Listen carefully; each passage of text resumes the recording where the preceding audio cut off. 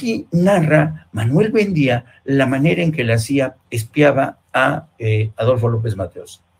Y un objetivo central que tenía la CIA, fíjense, ya desde aquel entonces, y esto según la relatoría de Manuel Buendía, uno de los grandes objetivos de la CIA era la industria eléctrica y la industria petrolera.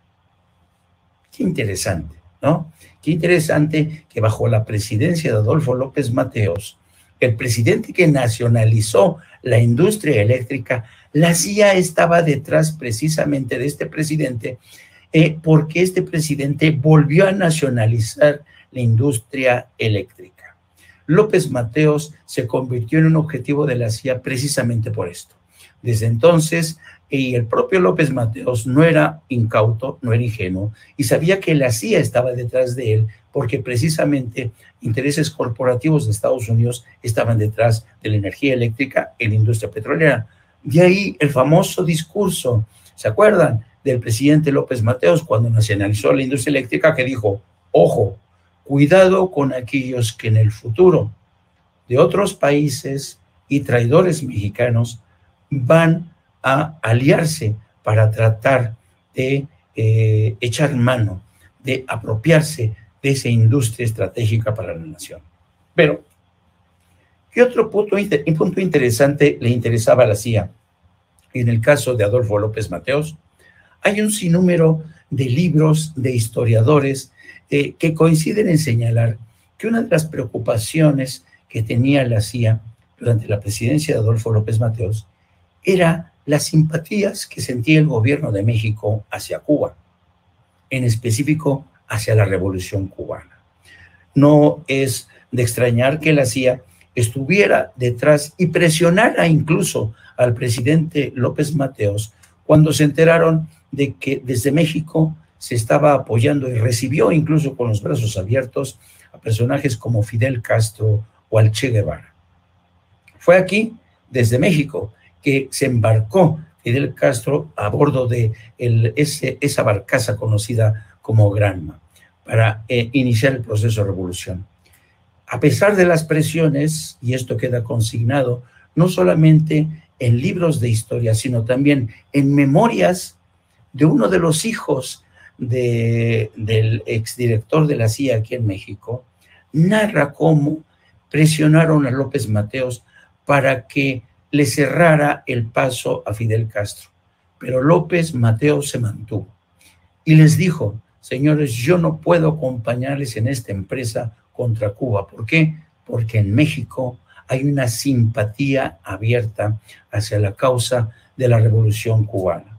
Por tanto, aunque López Mateos estaba dentro de la lista de la CIA, aunque López Mateos era un hombre que tenía relaciones cordiales con el señor Winston Scott, que era un hombre realmente muy testarudo, muy civilino, a pesar de eso López Mateos supo capotear el temporal y no permitir que el gobierno de México fuera arrastrado hacia un conflicto contra Cuba.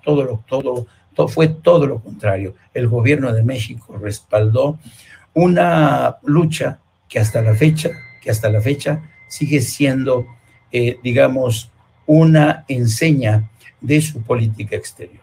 Pero vayámonos ahora con la presidencia de Gustavo Díaz Ordaz. ¿Qué de interesante tuvo la relación de Gustavo Díaz Ordaz con Winston Scott? Hay un dato poco conocido por historiadores y periodistas. Winston Scott, mejor dicho, el presidente Gustavo Díaz Ordaz llegó a ser padrino de bodas de Winston Scott, ¿sí? El director de la CIA. Díaz Ordaz y Winston Scott se convirtieron en grandes amigos. Y esto es interesante de entender y es apasionante de saber por qué Díaz Ordaz y Winston Scott se convirtieron en grandes amigos. La respuesta es que Díaz Ordaz era un hombre, sí, de carácter nacionalista, pero que en muchos sentidos comulgó con esta doctrina que veía al comunismo como una amenaza, al igual que lo veía Washington. Y es evidente que durante mucho tiempo la CIA respaldó a Díaz Ordaz en todas y cada una de sus políticas. La mayor muestra de este respaldo de la CIA a las políticas de Díaz Ordaz fue lo que fue la tragedia, la noche triste de Tlatelolco. La CIA fue tomada por sorpresa por este movimiento estudiantil. Nadie imaginaba que los estudiantes iban a sacudir a todo el sistema. La CIA había hecho mal su trabajo y Winston Scott no preveía que los estudiantes iban a lanzar este movimiento, que el movimiento iba a tener este alcance. En los memorándums, en los cables que Winston Scott envía al Departamento de Estado y a la Casa Blanca, no se advierte ninguna señal de alarma. Y todo se desenvolvió de manera muy rápida. Fue una crisis que estalló literalmente de la noche a la mañana. La CIA no supo entender el levantamiento de los estudiantes, la protesta de los estudiantes.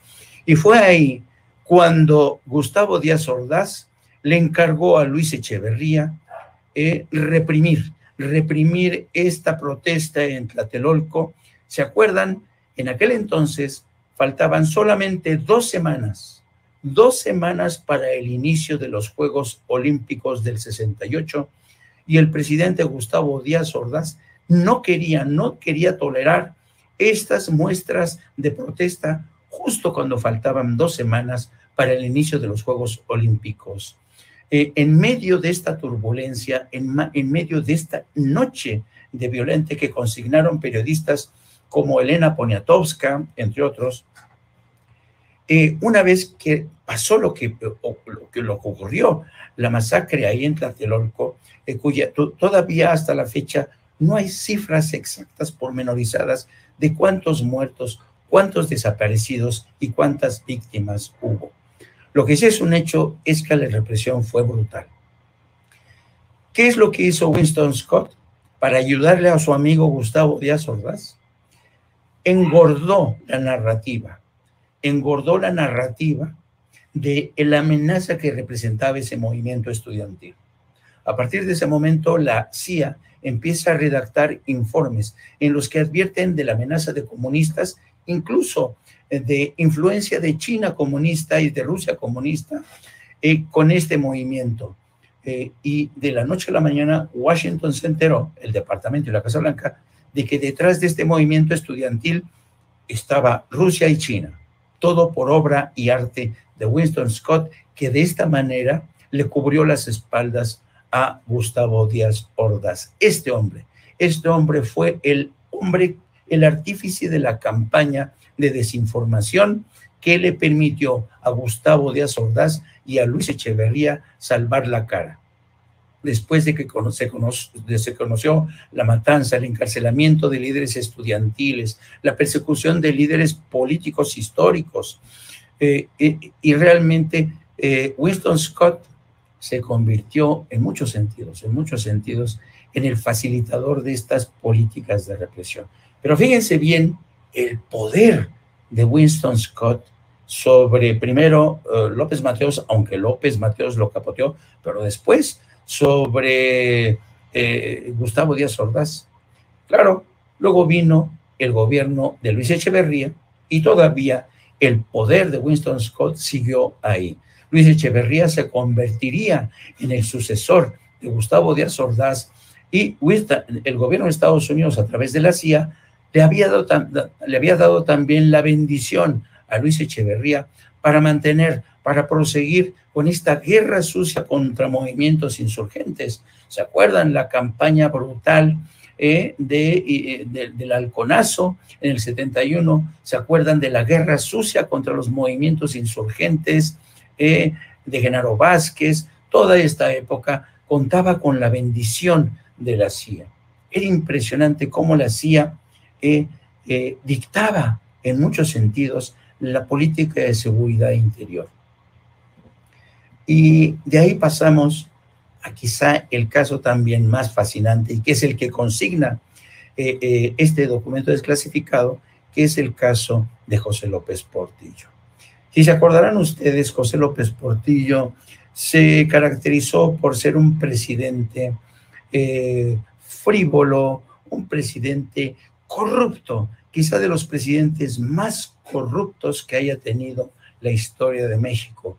La cultura de la corrupción se extendió por doquier, en los medios de comunicación sobre todo.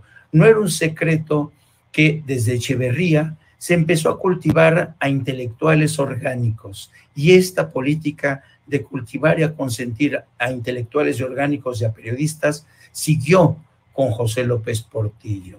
Sí, Luis Echeverría incluso le daba salarios, casas habitación a intelectuales, la creación de los estudios del tercer mundo, donde colocó a varios intelectuales. En el caso de José López Portillo, su gran consentido sería, ¿quién? Joaquín López Dóriga, el Güero. Fue su enfant chouchou, su niño consentido, Joaquín López Dóriga, que fue desde el inicio de la presidencia de José López Portillo uno de los periodistas que gozaron de mayor privilegio en el contacto con el Ejecutivo, en la filtración de informaciones exclusivas.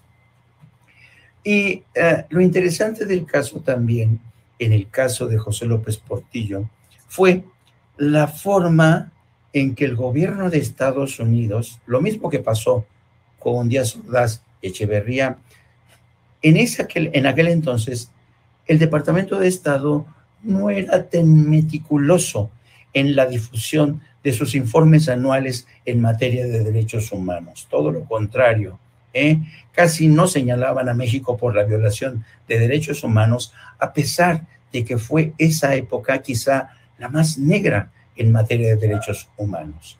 En el caso de López Portillo ocurrió más de lo mismo. Un ejemplo. ¿Quién fue el jefe de la policía capitalina bajo la presidencia de José López Portillo? El Negro Durazo. Un personaje, una leyenda negra de la policía. Era un policía que era un criminal que controlaba las bandas de asaltantes, las bandas de criminales. El Negro Durazo se convirtió en el paradigma de lo que fueron los abusos policiales, los secuestros. Era capaz de exterminar a una pandilla entera de ladrones cuando éstas se metían con altos miembros del partido político o de la presidencia o de cualquiera de sus amigos. El Negro Durazo se convirtió en el cancerbero de José López Portillo a la hora de mantener a raya al crimen organizado. Pero también